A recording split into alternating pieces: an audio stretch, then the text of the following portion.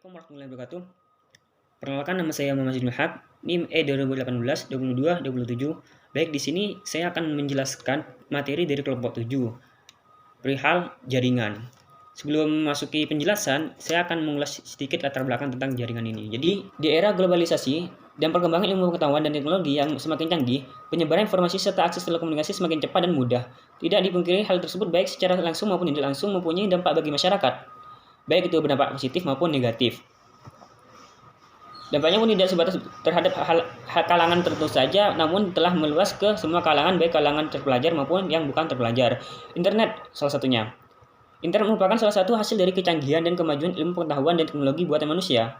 Dan salah satu kemajuan ilmu teknologi itu adalah munculnya berbagai situs jaringan sosial sebagai media informasi. Hal ini tentu membuat kita mendapatkan informasi lebih cepat dan lebih luas. Pada zaman teknologi sekarang ini, hampir semua kehidupan manusia itu tergantung pada mesin. Sudah banyak yang dibuat untuk memudahkan kehidupan manusia berbagai alat, contohnya komputer, memudahkan suatu mesin yang dibuat untuk membantu kehidupan manusia untuk semua bidang seperti perbankan, pendidikan, perdagangan, dan sebagainya. Teknologi sangat berperan penting dalam kehidupan. Dengan adanya teknologi ini, kita akan lebih mudah mengenal apa yang namanya internet, televisi, mesin, komputer, dan masih banyak lainnya. Teknologi juga mengalami perubahan mengikuti perkembangan zaman. Teknologi informasi merujuk pada sebuah bentuk teknologi yang digunakan untuk menciptakan, menyimpan, mengubah, dan menggunakan informasi dalam segala bentuknya. Jadi teknologi informasi ini merupakan sebuah bentuk umum yang menggambarkan setiap teknologi yang membantu menghasilkan, memanipulasi, menyimpan, mengkomunikasikan, atau menyampaikan informasi. Pada persaingan bisnis yang berbasis teknologi harus memiliki keselarasan dengan strategi bisnis yang dijalankan oleh perusahaan, yaitu untuk memajukan perusahaan tersebut dengan teknologi yang canggih. Baik, di sini saya akan menjelaskan tentang pengertian jaringan. Apa yang dimaksud dengan jaringan? Jadi, jaringan itu bisa dijelaskan dengan berbagai cara seperti pengertian kamus atau ditulis melalui etimologis. Salah satu pengertian jaringan yang menarik untuk dibahas di sini adalah batas yang dikemukakan oleh Robert M.Z. Lawang.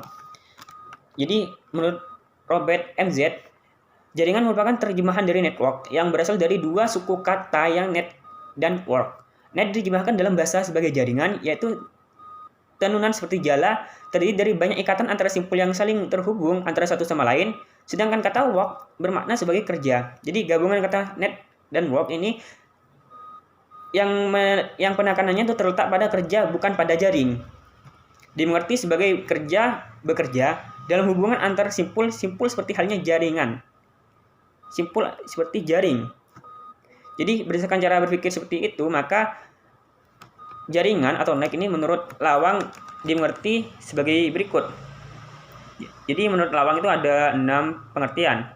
Bisa dimengerti. Yang pertama, ada ikatan antara simpul, orang atau kelompok yang dihubungkan dengan media hubungan sosial. Hubungan sosial ini diikat dengan kepercayaan. Kepercayaan itu dipertahankan oleh norma yang mengikat kedua belah pihak. Yang kedua, ada kerja antara simpul, orang atau kelompok yang melalui media hubungan sosial menjadi satu kerjasama, bukan kerja bersama-sama. Yang ketiga, seperti halnya sebuah jaring yang tidak putus, kerja yang terjalin antar simpul itu pasti kuat menahan beban bersama dan marah dapat menangkap ikan lebih banyak. Yang keempat, dalam kerja, jaring itu ada ikatan simpul yang tidak dapat berdiri sendiri. Malah kalau satu simpul saja putus, maka keseluruhan jaringan itu tidak bisa berfungsi lagi. Sampai simpul itu diperbaiki titik, semua simpul menjadi satu kesatuan dan ikatan yang kuat. Dalam hal ini, analogi tidak seluruhnya tepat, terutama kalau orang yang membentuk jaringan itu hanya dua saja. Yang kelima, media. Jadi, media ini benang atau kawat. Dan simpul tidak dapat dipisahkan atau antara orang-orang dan hubungannya tidak dapat dipisahkan. Yang keenam, itu ikatan atau pengikat.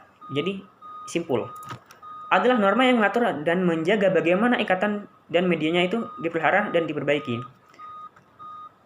Sedangkan sosial, seperti telah dikemukakan pada bagian sebelumnya, dimengerti sebagai suatu yang dikaitkan atau dihubungkan dengan orang lain atau menuju kepada makna subjektif yang mempertimbangkan perilaku atau tindak orang lain yang berkaitan dengan pemaknaan tersebut.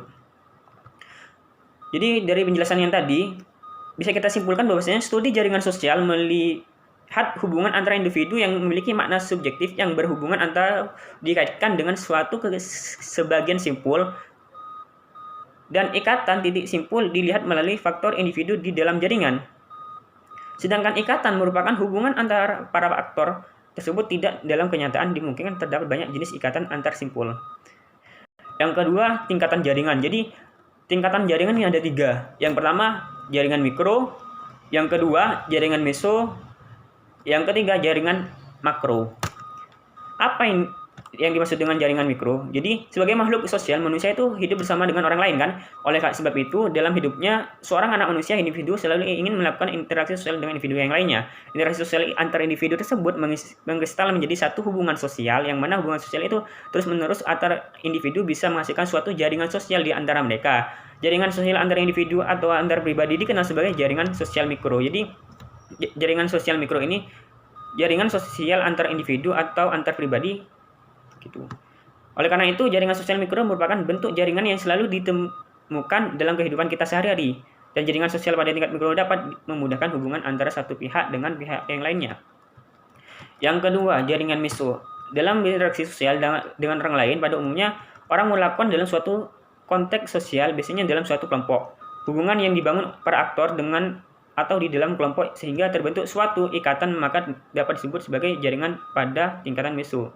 Jadi jaringan tingkatan meso ini jaringan yang timbul terbentuk dari suatu ikatan dari kelompok itu.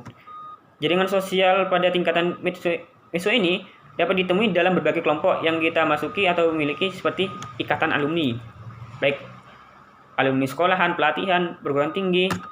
Yang kedua, paguyuban, kayak ikatan berdasarkan marga seperti ikatan keluarga harapan ataupun etnis lainnya dan lain-lainnya. Yang ketiga itu jaringan makro.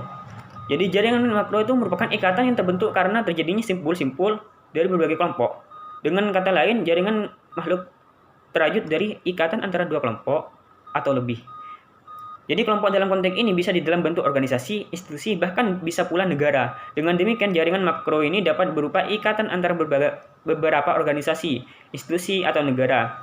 Ini berarti bahwa penghimpunan berbagai organisasi pemuda dan mahasiswa dalam wadah KNPI, atau forum komunikasi dari berbagai faktor dalam forum rektor atau perkumpulan negara-negara Asia Tenggara, atau bisa kita ketahui dengan singkatan ASEAN.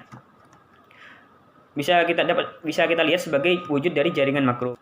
Jadi pada tataran makro, jaringan lebih berfungsi sebagai jembatan yang menghubungkan antara beberapa kelompok. Sebagai jembatan, jaringan memberikan fasilitas atau saluran bagi terjalinnya komunikasi antar kelompok yang terlibat.